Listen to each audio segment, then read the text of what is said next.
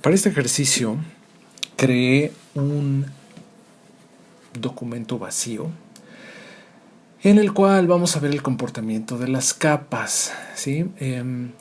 Quiero que antes de que trabajemos veamos que así como en Illustrator también tenemos distintos espacios según para qué vayamos a usar Photoshop, que lo único que hacen es que, o sea, todas las versiones que yo elija tienen a disposición de ustedes las mismas herramientas, pero cada espacio que yo elija las acomoda de manera distinta. Por ejemplo, este de aquí es el default para la versión 2020, puede cambiar dependiendo de la versión que ustedes tengan, pero si yo le pico a esta flechita que está aquí, aquí me muestra que aspectos esenciales es el que está elegido, y tengo otros. Esto es para trabajos con 3D, esto es más para nosotros que somos diseñadores, esto es para animadores, para artistas, y esto es para fotógrafos, ¿sí?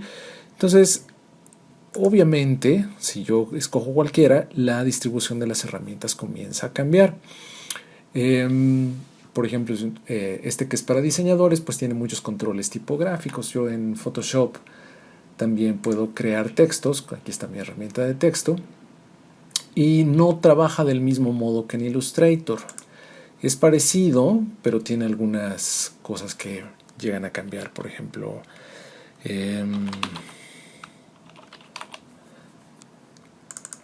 yo puedo usar, si me voy aquí a mi persiana de capas, tengo el texto que acabo de escribir, dice aquí Photoshop, y si se fijan se crea automáticamente como una nueva capa. Eso no habría pasado en Illustrator.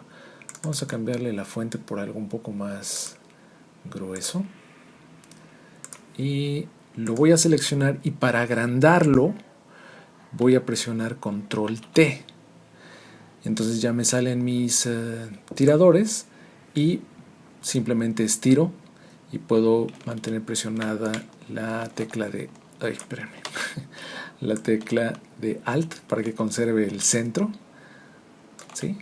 Y ya que esté mi texto del tamaño que yo lo quiera, le voy a picar a esta palomita que está aquí. Entonces ya se recompone el texto, ¿sí? Fíjense cómo también aquí tengo yo un porcentaje.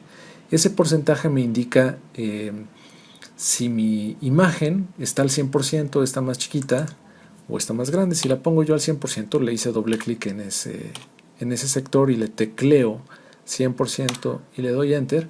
Ahora sí ya la veo al 100%. Otra manera de hacer esto es simplemente dándole doble clic a la lupa. Fíjense cómo va a cambiar aquí el nivel de aumento, ¿sí? Con esto me sirve para verlo al 100%, o si presiono Control 0, lo que hace es que me escala el tamaño de mi lienzo. Photoshop le llama lienzo a las páginas. Bueno, no son páginas, a nuestro... Pues sí, a nuestro lienzo, como si estuviéramos hablando de pintura, ¿no? El área donde cabe nuestra imagen. El lienzo se agranda o se encoge para que lo muestre a lo largo de toda la pantalla. Entonces le voy a dar otra vez doble clic para regresar al 100%. Y bueno, cada objeto de estos sigue siendo una capa. Si yo presiono el ojito de esta capa, pues ya saben qué va a pasar. Se va a invisibilizar. Aquí sigue el objeto, pero no lo veo. Y si en cambio yo le pico al de fondo, invisibilizo el fondo, pero salen estos cuadrados grises con blanco. Yo no podría decir, bueno, ¿por qué? ¿Yo en qué momento dibujé esto? Todos los documentos de Photoshop, cuando hay una capa sin contenido o una capa invisibilizada, por ejemplo, en el caso de Photoshop yo nada más escribí texto, pero realmente no tengo un fondo sobre el cual haya trabajado, porque el que estaba como fondo ya lo volví invisible. Entonces Photoshop saca este cuadriculado para permitirme de inmediato saber que no hay nada pintado acá. Por ejemplo, si yo creo otra capa nueva y la paso abajo de Photoshop, porque voy a pintar, digamos, de blanco por detrás, voy a presionar la tecla B, labial, que me va a activar esta herramienta que está aquí, que es el pincel. Esa es la herramienta básica con la que nosotros hacemos cambios, pintamos en Photoshop. Voy a dar aquí con el botón un clic derecho, y me aparecen unos controles básicos y otros no tan básicos para mis pinceles. Entonces le voy a agrandar el tamaño con el que yo voy a pintar y voy a cargar mi pincel de color blanco. Bueno, nada más le voy a dar aquí X. La X me va a intercambiar entre estos dos cuadros de color. Entonces voy a pintar con este color que está aquí. Ya saben que si le hago doble clic puedo escoger algún otro color, igual que con Illustrator, pero ahora lo que voy a hacer es pintar de blanco el fondo. Entonces fíjense cómo esos cuadritos que estaban allá atrás se empiezan a ocultar. Entonces realmente lo que ahora yo estoy teniendo es un fondo, pero es un fondo difuso, y cuando suelto yo, pueden regresar si quieren el video, cuando yo suelto el botón izquierdo y dejo de pintar, automáticamente la capa se actualiza. Es decir, si yo le pinto aquí una raya, mientras yo no suelte el botón del ratón, la miniatura de mi capa va a permanecer igual, pero en cuanto yo lo suelte, se actualiza y me muestra aquí una pequeña rayita. Obviamente yo le puedo cambiar el color. Y misma historia, cuando yo suelte el cursor, se va a ver ahí la capa. Entonces, en Photoshop nosotros trabajamos principalmente con capas. No es como en Illustrator, que todo lo solemos trabajar en el fondo, ¿sí? Porque las capas, después lo vamos a ver, nos permiten muchas más cosas que lo que nos permite en Illustrator. Entonces, acuérdense dónde están las capas. Un acceso rápido para crear capas, en vez de picarle aquí, es nada más presionar Control J, y Control J lo que nos va a hacer es que nos puede duplicar la capa que teníamos seleccionada. Si se fijan, ahora ya tengo un duplicado, ¿sí? Lo voy a borrar y le voy a decir que no me vuelva a mostrar esta advertencia. Eso es en cuanto al funcionamiento básico de la colocación de elementos en Photoshop. Nosotros también tenemos selecciones que son como pequeñas zonas que yo puedo crear haciendo clic y arrastrando mi ratón, y ya que suelte yo mi botón, se crea una selección que es como le llaman una fila como de hormiguitas que van caminando, y eso nos permite elegir ciertas áreas de la imagen para crearles algún efecto. Las selecciones también las vamos a usar mucho en Photoshop. Lo que yo modifique aquí va a afectar solo a la capa que esté seleccionada. En este caso está seleccionada la capa roja, pero como realmente no se ve aquí nada de lo rojo, voy a cambiar y voy a seleccionar aquí en la capa 1, que es este rayón blanco. Entonces lo que yo haga solo va a modificar la capa seleccionada. Si yo le pico al botón de suprimir en mi teclado, lo que estoy haciendo es que todo lo que había aquí adentro se acaba de borrar, ¿sí? Si quiero eliminar la selección, presiono Control D y la capa se elimina. Si yo quiero hacer otra selección, puedo o hacer otra selección como lo había hecho desde acá, o simplemente decir en el menú de selección, ¿dónde está? Ya me lo quitaron. Volver a seleccionar, ¿sí? Entonces se crea la última selección que yo hice. O si no la quiero borrar, sino simplemente no quiero que me aparezcan estas líneas punteadas, presiono Control H. Y eso me invisibiliza las líneas, pero mi capa sigue ahí. ¿Cómo lo sé?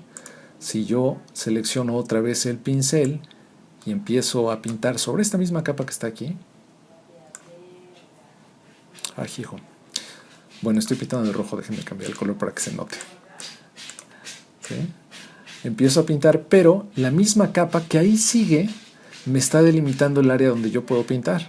Y de esta selección que tengo aquí no puedo pasar. Entonces también es importante que se acostumbren a saber cuándo tiene una selección, porque si no van a estar como locos tratando de pensar ¿por qué demonios no pinten otras áreas? Entonces, para esos casos hay dos posibilidades que tienen que revisar. Una, que esté seleccionada la capa donde ustedes quieren pintar, porque si yo selecciono esta, solo se va a ver lo que está detrás de lo que no tiene ningún objeto encima, ¿sí? Si por más que yo le esté dando y dando y dando aquí, si no veo nada, es porque simplemente estoy yo pintando en esta. Entonces tengo que asegurarme de que estoy en esta, entonces ya puedo pintar libremente, ¿sí? Dentro del entorno de esa selección. Después vamos a ver que hay distintos tipos de selección, ¿sí? Pero básicamente tenemos este modo de pintar aquí. Y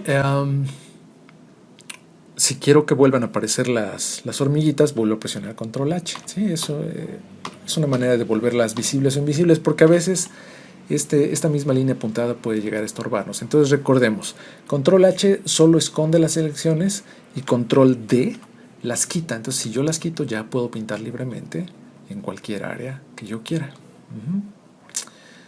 Y así como en Illustrator, pues también puedo cambiar de orden las distintas capas. Puedo pasar esta de Photoshop aquí atrás y a esta le puedo cambiar, así como cambiaba yo la transparencia en Illustrator, puedo cambiarle distintas modalidades de fusión de la capa, ¿no? Para que se vea de distinta manera. En Illustrator se pueden lograr efectos muy padres cambiando los modos de las capas. Y así como en Illustrator, también todas estas herramientas que tienen un triangulito chiquito, quiere decir que hay herramientas que están acá disponibles. Solo que a diferencia de en Illustrator, ¿se acuerdan que nosotros teníamos aquí una barrita azul? En este caso no las tenemos. Entonces básicamente lo que puedo hacer para ir cambiando de herramientas es presionar la tecla Shift y el atajo de la herramienta. Por ejemplo, en este caso, para activar el pincel, ya les había yo dicho que presionábamos la letra B, como dice aquí. Pero si no solo presiono la letra B, sino que presiono Shift y la letra B, voy alternando entre las distintas herramientas posibles que están aquí escondidas. Mismo aquí con la letra J, si yo presiono J, se escoge esta herramienta, pero con Shift y la letra J voy alternando entre las distintas opciones que tengo, ¿sí? Luego vamos a ver con más detalle estas herramientas de aquí. No vamos a ver todas, pero vamos a ver las más útiles.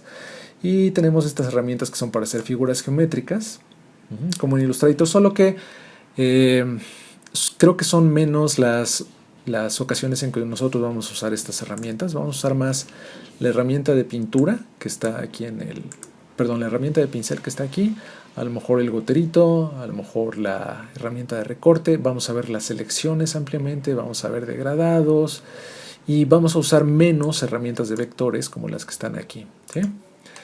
Y vamos a ver mucho las persianas. Entonces vamos a detenernos por ahí y luego vamos a ver más comandos esenciales de Photoshop.